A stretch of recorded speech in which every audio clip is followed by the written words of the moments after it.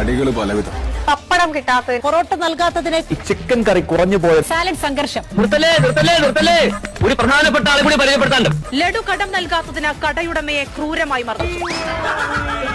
തൃശൂർ ചേലക്കരയിലാണ് മദ്യലഹരിയിൽ യുവാക്കളുടെ അതിക്രമം.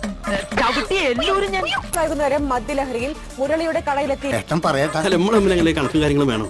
ചേട്ടൻ കണക്കൊക്കെ ലഡു കടമായി ചോദിച്ചു. കടം നൽകാൻ മുരളി വിസമ്മതിച്ചതോടെ പ്രകോപിതരായ ഇരുവരും അദ്ദേഹത്തെ മർദ്ദിക്കുകയായിരുന്നു. അദ്ദേഹത്തിന്റെ കട അടിച്ചു തകർക്കുകയും ചെയ്തു. കടയുടമയ്ക്ക് ഗുരുതരമായി മർദ്ദനത്തിൽ പരിക്കേറ്റു എന്നാണ് അറിയാൻ കഴിഞ്ഞത്.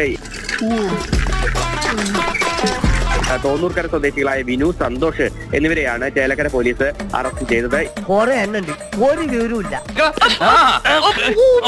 തന്നെ ഈ നാട്ടില് ആവശ്യത്തിന് പ്രശ്നങ്ങളും കുഴപ്പങ്ങളും ഒക്കെ ഉണ്ട്.